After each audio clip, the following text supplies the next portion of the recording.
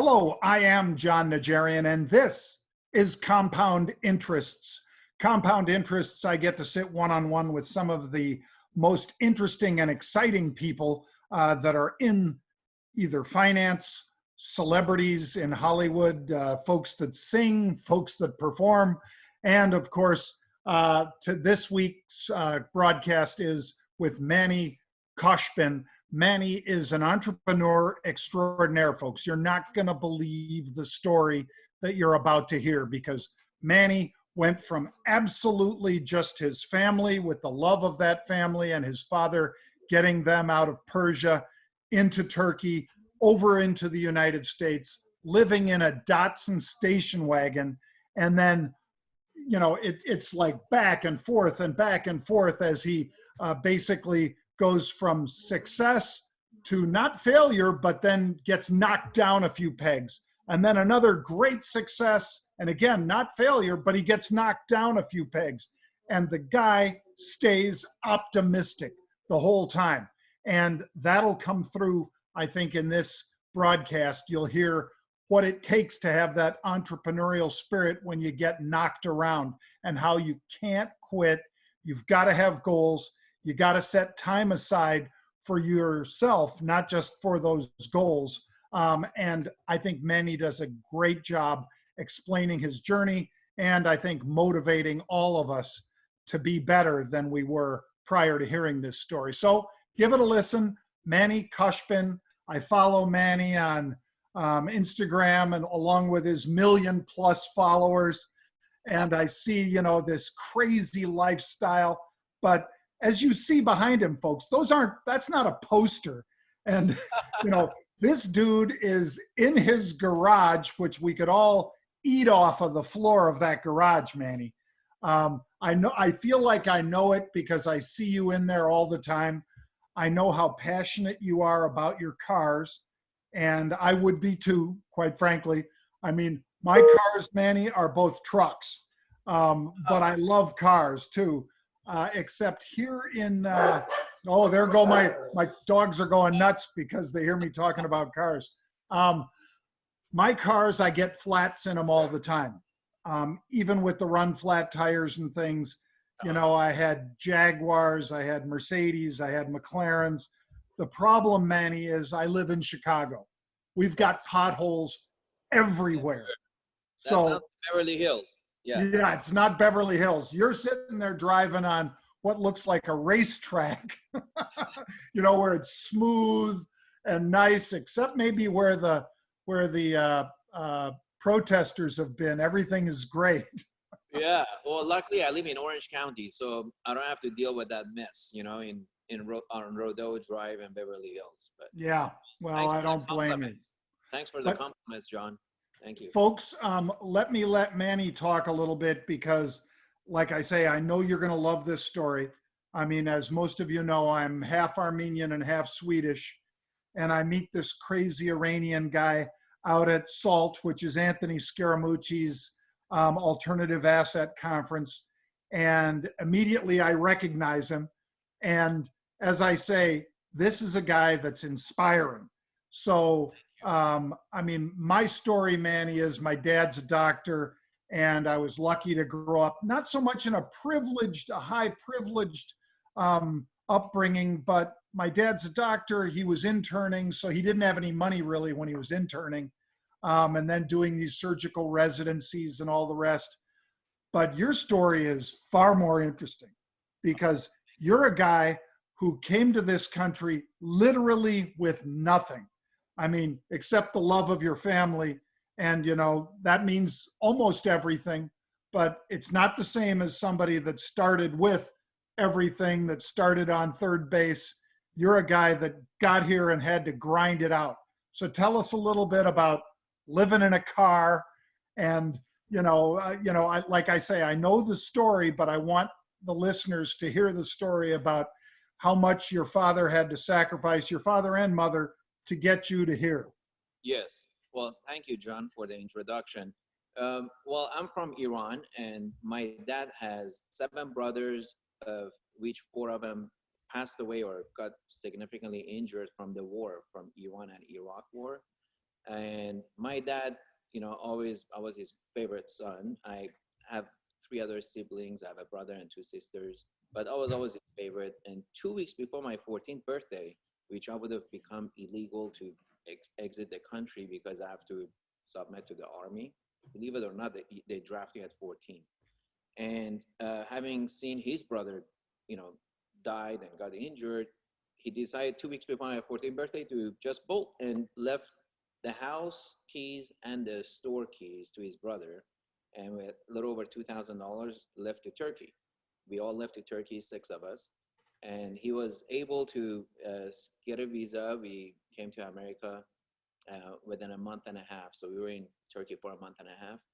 And then when we arrived here, he was promised a job by a friend that owned a bunch of gas stations to pump gas at a full service. But when we landed at LAX, he picked us up, took him, to his house in Newport Beach. And I guess the wife and had no idea 6 people are moving in.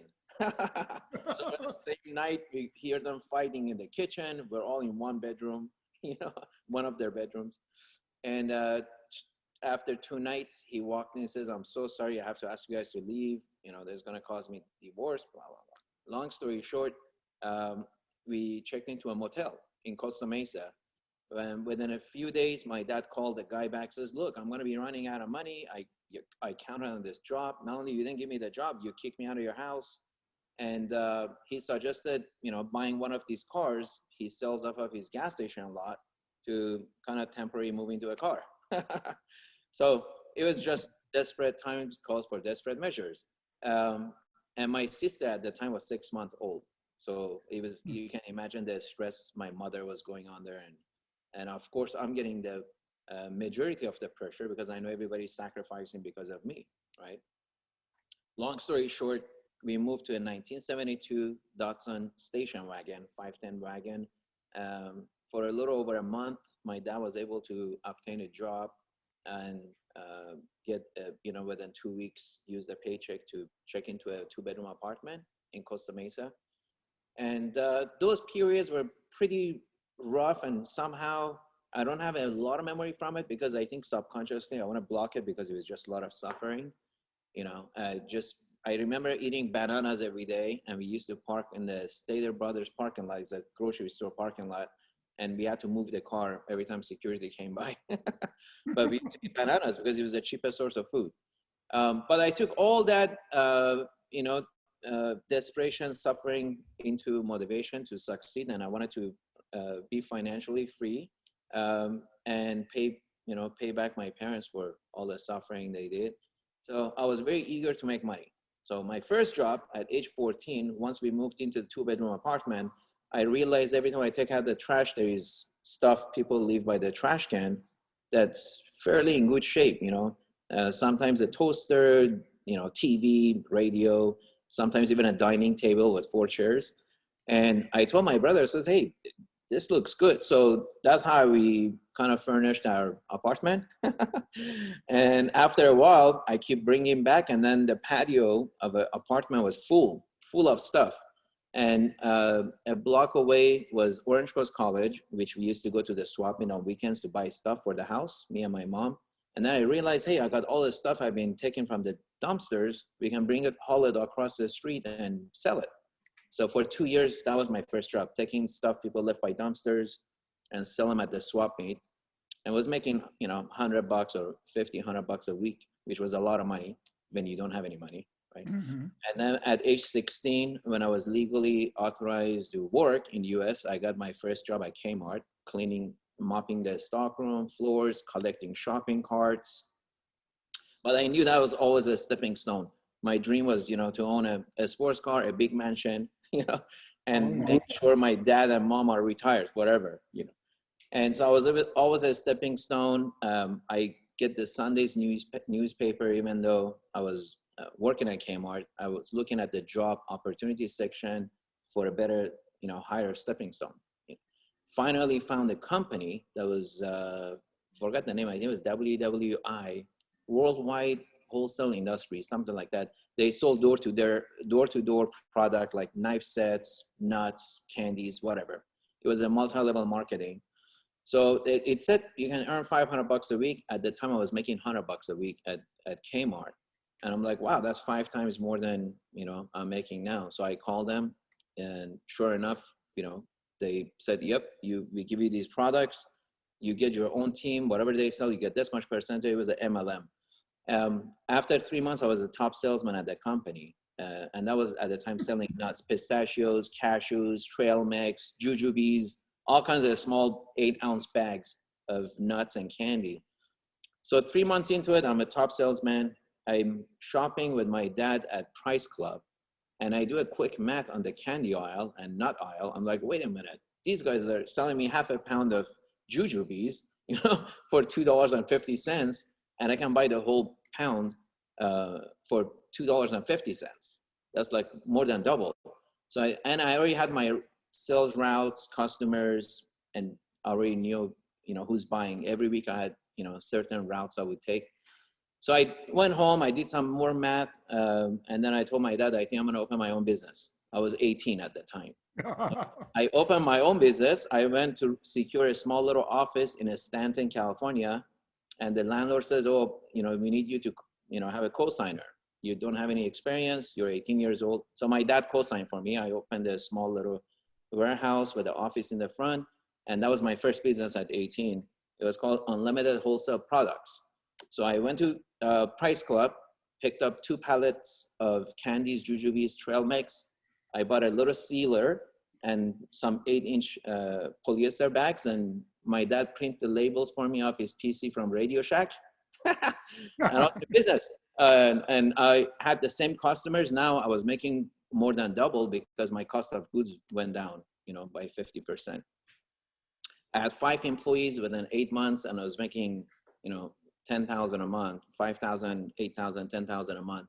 Some months better than others. And then until one day I sold 3 bags of nuts to a guy while waiting for my hamburger, and he turned out to be a health inspector. He worked for Orange County Health Department. And he didn't say nothing, of course, but he bought the 3 bags for $10, and then he was at my doorsteps the next morning at 8 a.m. with a folder. He told me that, hey, every time you repackage food in US, you gotta be permit. You have to have a health permit. Your facility has to. I had no idea. I mean, I was still working on my English, Mm-hmm. And so he gave me the requirement. Until then, he tagged me. He says, "You gotta close down. I'm shutting you down." So I took the binder home. Me and my dad looked at it. I'm like, there is no way we can make this, facility in compliance. I mean, it doesn't even meet 90% of what's in this binder. So I closed my business down. I had 20-some thousand saved. A lady that was my dad's friend that sold gas stations. Ironically, we go back to gas stations again. Yeah. I don't know, I'm Persian, maybe. She said, with 20,000, I can buy you a gas station. You can get an SBA loan, 90%. And, there are a lot of gas stations are going through the modernization of the pumps. Back then was mechanical. They were getting remodeled, and the oil companies used to pay for them. So the minute they picked your location to be modernized, you would triple your value, right? She said this particular mobile gas station off of Crenshaw and 405 freeway, it's got a very high chance of being picked by mobile oil company. So we went to escrow. I think 170,000 or so was the purchase price for this gas station. This was 1990. I was 19 years old. I put my 20 grand with this in escrow. I applied for my SBA loan. I went to Rancho Cucamonga, where for 2 weeks I got trained from mobile gas station to become a mobile dealer. I still have the plaque, so I'm a mobile dealer. Had to measure the tanks, do the snack shop, all kinds of stuff, right? It was $3,500. So I became certified mobile dealer, but the guy that was doing my SBA loan turned out to be a con artist. He took all my money. Yep, never heard from him, and I'm out of money. And tried to extend the escrow, trying to figure out what's going on. And the seller at the time said, I'm not going to extend. Basically, I was back to zero. I lost all my money, and I got into a little bit of depression. And so I called one of my best, customers when I was selling nuts. It was a manager of a tire shop in Montebello, California, Winston Tires back then. I called Ruben. I said, Ruben, I lost everything. The gas station didn't happen. him and I had become friends. He goes, come over, I'll give you a job as an assistant manager. So I went back to work, collecting paycheck, you know, at 21. And as I see people coming with their Porsche and Ferraris to Winston Tire to get tires done, and I was upselling brakes and all kinds of stuff, right? Brake pads. And I realized, you know, these guys are all have great cars. And I would talk to them while they're waiting. I'm like, what do you do for a living? 9 out of 10 was either mortgage company or real estate, right? So one guy, I told him, hey, you know, I would love to, you know, work for you if you're hiring. He goes, just so happens I love your personality. So he hired me as a loan officer. This is 1992. And I worked for him for about 6 months. I was one of his best loan processors. And then I realized, hey, there's a lot of money to be made in mortgage company, right? Mortgage brokering out loans. And I got my license and I partnered up with a broker and opened my own mortgage company in 1993. And I made $290,000 the first year so that was my first big break, owning my own mortgage company. And I was 22 or 23 at the time. Long story short, Greenspan pumped the rates up in April of 1994, I think it was. And I had 120 refinances. And back then we wouldn't lock the rates until we're ready for loan docs, because the shorter the term, the bigger premium kickback the banks gave you. And I was making like 30, 40,000 a month. I bought a convertible Mercedes. I bought a house, I had a Lexus. So I was living the life, right? Until the rates went up. And next FOMC meeting again went up another quarter. All the refis were dead. So I had to close down the mortgage company. I had a couple of $100,000 saved, and I realized, hey, 99-cent stores are doing great, and why not open a 79-cent store? So it was called 79 cents plus. So I opened the first 79 cents plus store in Santa Ana in 1994 or 95. It was 10,000 square feet. It did great, you know, because you have some teaser items, VO5 shampoo, Dove soap for 79 cents. So you lose some on those leading items, but they're teasers, you know, you bring people in. It was doing great. We did second location, much bigger in Stanton, California. And then we decided, hey, why not make it into a supermarket? Because it was in Santa Ana, it was just very lucrative to have produce and meat. So we converted to a supermarket in 96. At this time, we're making 30, 40,000. This is the same broker that I opened my mortgage company. I brought them into the discount store as well. I'm like, hey, we're doing good together. Why not keep doing it? You know? Mm-hmm. Long story short, Food for Less is a chain of supermarkets that in California, they opened right next to us in Santa Ana, where it was a leading store. And we went from their grand opening store date, sales went down 50%, John. Oh. So that was like, basically you wake up and you get hit, by a 2x4. And, how can you compete with a chain of 40 supermarkets? You can't. They're buying in bulk, tomatoes, bananas, everything. They buy much cheaper. So that was a second fail for me, if you want to call it. Within a year, I was upside down on everything. I sold my house, I sold my 2 cars, I was renting a car, and I owed 180 to 200,000 on my credit cards at 20% interest. I didn't want to file bankruptcy. Everybody told me to file bankruptcy. And by the way, my partner left. He says, hey, we're not making money. You can have it. And I think I bought his share for $15,000, his 50% share in the supermarket. So long story short, I'm nearly bankrupt. I'm upside down. I have a negative net worth. But I told myself, I'm not going to give up. Because if I file bankruptcy, I'm dead. This country is built on credit, right? I got to somehow exit out of this thing. So I figured, hey, I'm losing money anyway in the supermarket. Why not just lose more money and get the sales up? And then I can sell it, right? So I started running full page ads in La Opinion, which is a main Mexican newspaper. And it was costly. And then I put Mexican bands in the parking lot, free tacos. So you spend $25, you get a free taco, 2 tacos. So I started doing coupons, and then I dropped the prices, ridiculous price, like tomato for 5 cents a pound. Food for Less next to me was like at 25 cents a pound. And I advertised those at a major loss on the full page ad. So next, my sales tripled within 2 months. And I was able to sell the supermarket for 185,000 plus inventory.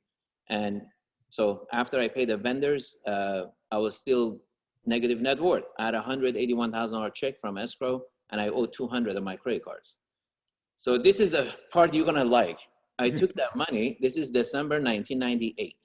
I took that money and opened the E-Trade account.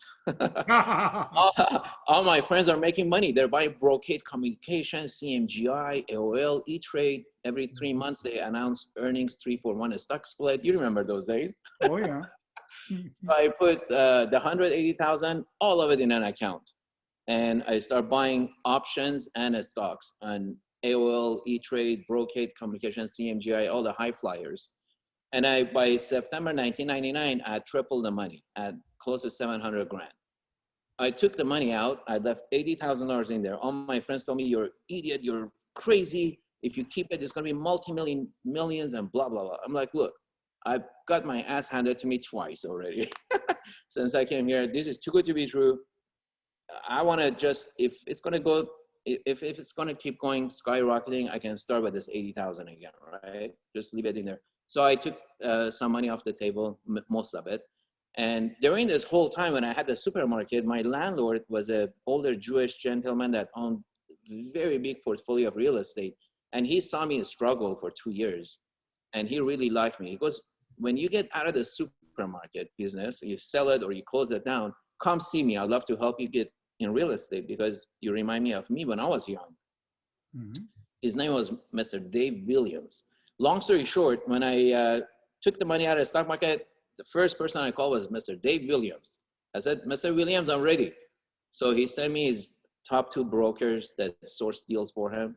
And they brought me 3 properties. I liked one because it was a distressed deal. It was a shopping center in Whittier. Seller was old. He had price reductions and twice. And I couldn't finance it because I don't have good tax returns because I was losing money. So he carried for me. I put $200,000 down on a shopping center. He carried a note. And then I bought, with the balance of the money, I bought 2 other homes that were REO, bank owned. And that's how I started my real estate career. And I turned that into, a $130 million real estate portfolio by 2007. So from 1999 to 2007, 8 years, I turned to 130 million. I sold it in July of 2007. I sold my entire portfolio, most of it in Texas, for 1 million square feet, 7 high-rise buildings. I sold for 130 million. And I invested in industrial buildings because they weather the recession better, right? Tenants are more vested interest in the space, light manufacturing. They're not easy to get up and go with their equipment, right? Office building, they get up and go. So I mitigated my risk of going into a recession because I knew everything's cyclical. I had seen 2 recessions previously. So I bought industrial, that's what saved my butt. And I bought 3 Food Lion centers in North Carolina. 80% of the center was Food Lion, because like groceries are good hedge in recession too. People gotta eat, right? As long as the operator has a good balance sheet. Long story short, I've flipped over $900 million worth of real estate, and having passion for cars, I've been fortunate to have a great collection of cars over the years, and I'm waiting for the next buying opportunity, which is coming in real estate. Once all the all the ban on evictions gets lifted and Fannie Freddie Mac freeze of 12 months, the whole game that the Feds kind of push the panic button on everything in March, rightfully so, because it would have been disaster, if they hadn't acted and pumped liquidity so quickly. But yeah, it's been fun. Now I'm trying to teach everybody about real estate. 90% timing, 10% is what you're doing, right? I mean, if you bought property in 2007, it would take you 10 years to get your equity back. But if you threw a dart in any metropolitan city in 2011, it land on any property in Metro City, you double your money without doing a thing. So timing is very important. Right. So here we are. I left probably 20 things out of there. I've sold. I sold LA Times. I work for LA Times. My God. I'm sure that the listeners have the same appreciation quickly. that I had when I met you, and that is, look at what this guy did, folks. You know, goes from living in a car to making money selling, you know, with this multi-level marketing, then figures out that the multi-level marketing guys are kind of ripping him off. I mean, you know, it's their business, I get it, but you know, they're marking it up too much. So he goes and he starts buying the candy directly as best he can from that side, runs that business all the way up, gets into the supermarket business, runs that one up. I mean, Manny, it's amazing. Virtually everything you've touched, you've been able to turn at one point or another into gold. I mean, it really is amazing. And you've learned the lessons too, though. You've learned about leverage, both from the options and from the real estate side of things, you know, and you also know that it's an awful lot about entry. You say 90%. I'm not disagreeing with you. It's a high degree of success that I have, my brother Pete has, is when do you get in and when do you get out? Yep. Timing is not everything, but it's, you know, 80% or 90%, as you say, and then showing up, you know, because you got to show up. Absolutely. Yeah, you How many gotta be people? able, you need to pull the trigger. Yeah. Yep. How many people didn't show up in April? You know, March and April when the market's tanking, the stock market, all these people, Manny, that always say the same sorts of things that you did, except you were very disciplined about saying, John, you know, I in 2010, not so great, but in 2011, I could throw a dart and whatever I hit, you know, doubles and so forth. I mean, when you're looking around at best opportunities, it does come down to timing. And you have to have the guts to do it, though, which you've had in several examples that you cited, because we always hear, Manny, oh, I like this stock, but I like it at 155, not at 150 or whatever. You know, I'm going to wait till it breaks out and then I'll buy it. Or it just needs to come down $2 more and then I'll load the boat on this one. And they miss the whole move. I guarantee you there's a lot of folks that did exactly that in the stock market and missed it in April, May, June. They still couldn't believe in June and they probably shorted it. And for a couple of days, they might have been right. But then the rest of the time, they just missed it. Yeah, and unfortunately, they'll come right over the top when it's, you know, right when the market's extended, you know. But you know, I think I like to tell people I'm a contrarian, and you know, if you know 90% of people typically lose money, you know, in most of ventures and stocks and what have you. If you're doing the opposite, you have a better chance, better odds. You know? Yeah. When people are buying, you know, I like to sell, and when they're selling, I like to buy. And a good example was, you know, I'm referring mostly to real estate. I'm not that active on the stocks. I mean, I have some money in my stock account, few $100,000 that I flirt around with. But I like to say I flirt with stocks, but I go to bed with real estate, you know, because I know who I'm sleeping with, you know. With the stocks, you got to really be in the game to know what's going on, you know, and you're an expert at that, you know. Well, thank you, but it is challenging all the time, Manny. Believe me. Before I get to the cars, I want to get to a few of the rules that you set, because I loved in your videos and in your mentoring, because you know, he's a millionaire mentor, folks. I mean, Manny actually teaches a lot of what he described to us just in the last few minutes. And I think both of us have the same first set of rules, which is set goals. That you've got to set goals for yourself. And you've got to, you know, adjust with what the market's giving you. Because I can't say, well, my goal is to take, you know, Apple from this to this. I got to go with what the market's giving me. You got to do the same with real estate. I know you want to take it from $20 a foot to $30 and $35 a foot, but you know, it's what the market will bear, and, you know, leverage and all the rest. So if you wouldn't mind, tell us a little bit about setting goals. Sure. Well, you know, a lot of people are waiting for a great opportunity and they never do anything. They're just waiting, right? And I tell people, hey, start with what's in front of you. for me, it was Kmart. I applied for 3 places. Kmart said, okay, we'll hire you. I didn't wait around for a triple the rate, a paying job. I just took, I think it was $13.15 an hour, my first job back in 1986. Hey, it's nothing I could get rich off of, but it was a start, right? So take action, whatever's in front of you, but with the mindset that you're looking actively for a higher stepping stone for the next better opportunity. So that's number one. Number two, have a vision board.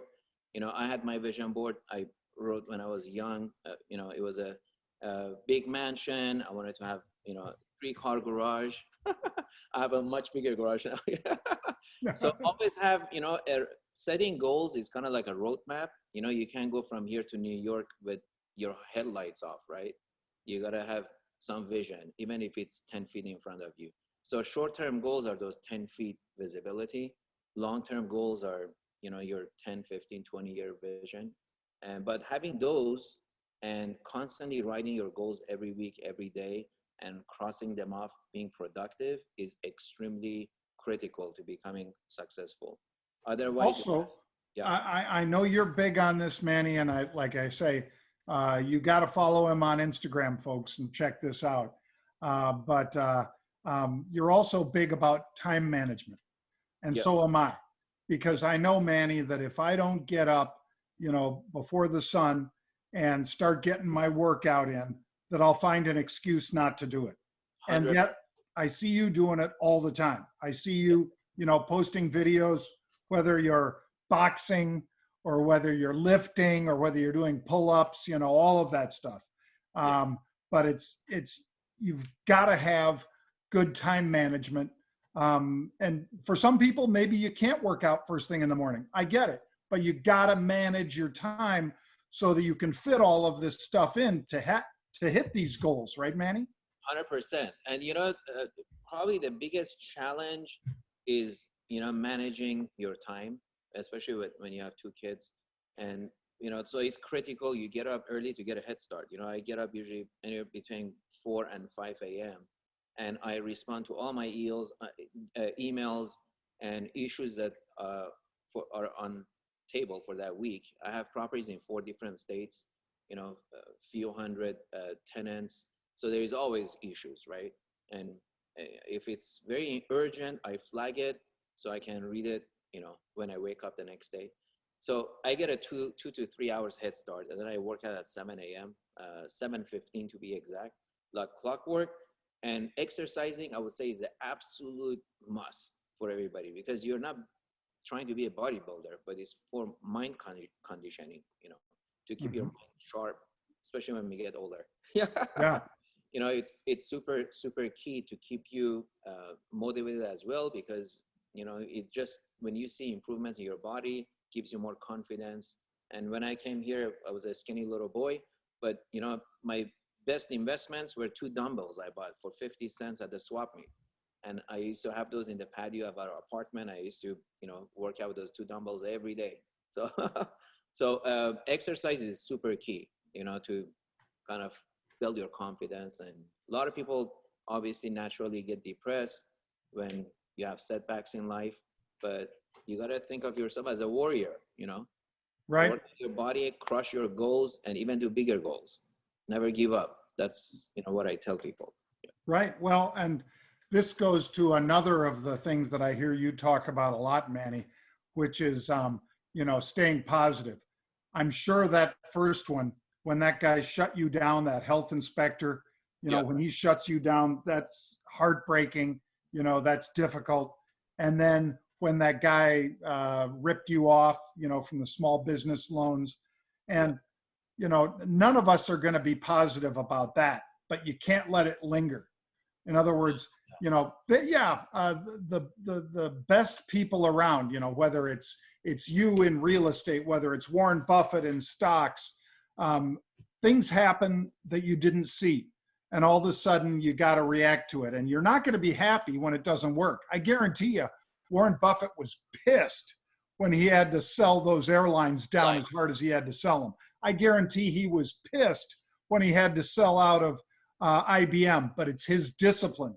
And then I'm sure he's like, but I have Apple. Yeah. You Yeah. know, I've got something to be happy about. And no Yeah. matter what he lost in AOL, I'm sorry, in American Airlines or United Airlines or Southwest, no matter what he lost, He he made made up. it 20 times over in Apple. But if he would have got those blinders on where he's just in a funk and he can't do anything, he just liquidate everything. I can't take this anymore. You know, screw this. Well, what'll all your fans say? Screw them too. I don't care. Those fans motivate him, just like your fans, Manny. You know, when you've got, you know, 10,000 likes, 100,000 likes when you're posting this stuff on Instagram, those are your fans. They're living through your success. Yes. And that must motivate you too. So you've got to stay positive, right? Absolutely. I mean, I love, positive energy is contagious, Even Mm-hmm. sometimes make somebody feel good and you see their reaction makes you feel good. Yep. And I love spreading positive energy. The whole point is, hey, setbacks happen, open your option book and see what's your option, like I have many times. Like when I lost the money with the nut business, or the gas station business, the loan guy defrauded me. I opened my phone book and I went through everybody that I had jogged down with their phone number and I say, okay, what can this guy do for me? So I called Ruben. I got to his name. I'm like, okay, Ruben is the manager of Winston Tires. He really liked me. He bought a lot of nuts from me. Let me give him a call. And he hired me. So always just look at what's your options. What's your next option? Instead of just sitting down and being depressed and doing nothing about it, because guess what? It's going to happen to you again. And, Right. and that's just the way life works. Now, what about this adding value? Because when you say this, I mean, I get it as to how you can add value in different investments we make and things like that, or even just friendships, how you can add value and be a better friend and things. But how do you mean it when you say always add value? Yeah, well, I'm mostly referring to properties when I say add value, but that goes, with anything in life that you associate yourself with or touch. I mean, people get married because they feel they're adding value to each other, right? They Mm-hmm. make each other feel good. Maybe it's a, career move that they can support each other, or they want to form a family and hey, they need both each other to make a baby, I look at that in terms of properties. I look for properties where I can add value. What does that mean? That means it's a property I can repurpose for a different use, get a big premium on the resale value, or it's been grossly mismanaged. I can improve the management, leasing, or it has very high operating expenses, which many do that are run by institutional REITs and are reduced to operating expenses, and that gives me higher net operating income and higher value and flip it. So I look at listings on the market or properties that come through my deal flow to see which ones are value add, opportunities for me. And that's how I've made most of my money in real estate. It's never been parking my money, wait for market to go up. That's, that's a speculation. Yeah. Well, I probably do too much of that. Um, It's your let's job to talk about the sexy stuff behind you. Let's talk about that black and white one back there, those Bugattis, or that blue and white one back there. Yes, Um, blue and white one is a 2006 Bugatti Veyron, and it's my cheapest Bugatti. Um, the it's the first one that broke the speed record back in '06. The one in the front is my most expensive Bugatti. It's the one I commissioned Hermes to fly to the factory in a Bugatti factory to collaborate with Bugatti, and it has a one-off design seats. Of course, the grill is a one-off. It says H for Hermes, and the entire interior was all hand stitched and leathered at the factory at Hermes. And it's the only one of one, only one in the world that Hermes has actually designed the seats, the dash, and the center console, and also the grills. So it's pretty unique, and it took me 3 years, uh, actually 4 years to get the car. 3 years of designing back and forth. I had to fly to Hermes factory twice, but it's my pride of ownership because You know, it's like having a baby takes 9 months to be born. These cars, some of them 3 years. But when it's born and completed and finished, you look at it, you touch it, all the whole journey. You know, you love the journey. It's a process I love, and these to me are, you know, not only investments but also, you know, like art pieces. You know, people spend millions on Picasso. I spend millions on Bugattis or other cars that I like to commission one off one. Sure. Well, and folks, if you're listening to us and not seeing it, then shame on you. You need to go. You need to go home and pull this up on YouTube. But uh, the these are some of his best investments too, folks. A lot of people, Manny, because we have a lot of clients on our wealth management side that collect things like Porsches, and we've got a guy that's got 60 Porsches, and he's got them like on a turntable in this garage where, you know, Rotisserie chicken. yeah, just like a rotisserie chicken. And he's got over 60 of them. He sells them once in a while. But, and I know at the right price, even you would sell even that white one, the Hermes, even though, like you said, that was a labor of love, but still at some price, they're not your kids. No, You know, at the right price. I always say everything's for sale except my two kids and my wife. Yep. I'm the same. At the right price, I would sell any of the stuff that we have because, you know, it's just stuff. As much as I love it, and I used to collect old muscle cars, like, you know, the ones in Fast and Furious, those kind, and they just got, you know, they didn't appreciate like those, Manny, but they went up from like, you know, 30 grand, 50 grand when I bought them to $250,000. And you're sitting there going, wow, this is crazy. You know, I can't believe people are paying this much for these cars. Sold, sold, sold. Yeah. But, you know, there's the asset gathers its value by its scarcity. The fact that there's only one of those Bugattis, that white one there, that Hermes, that was designed by Manny and the folks at Hermes, that means it's a very special vehicle. It has a lot of value. And Yeah. somebody who doesn't want to wait 3 or 4 years to get that, just like somebody when they order a G6, they sit there and say, okay, you want the G6? 2.5 years. Yeah. And that's why people call up the guy who's number one in line and say, how much will you sell me your spot for? Yeah. You know, so I know, guys, we have clients, Manny, that just put in money for G5s, G6, G650s, whatever, and they intend on taking possession of the jet, but they're more than willing if somebody calls up and says, hey, I got somebody who will pay 2 million over or pay 15 million over what you're into this thing for, which on a leveraged basis is an incredible return because you didn't put 50 million down to get that jet. You know, you only put a couple million down and somebody's willing to give you 15 on top of that just to take your spot in line. Sold. Yeah. I'm in the wrong business. No, I think you're in the right business. Now, another quick question, Manny, about, I know you love cigars. When I'm out there with you next time, I've got some cigars that this guy in Cuba makes that are unbelievable. Best cigar I've ever had. I know you like the Cohibas and many of these others. This is the next level. You'll love it. And I'll bring it next time I see you, either at Salt or out in LA or wherever we can get together. Would love But to. when you're looking at Manny's wrist, folks, when he's doing his Instagram thing, he's got some watches. I wear big watches. This guy's got some killer watches too. I only have a few. I think I have 4 or 5 watches. This is the AP I wear every day. Uh-huh. A little heavy, but I have a few APs, some Cartiers and Bulgaris, old school stuff, you know, Rolex. But I'm not a big watch collector. But once in a while, I treat myself.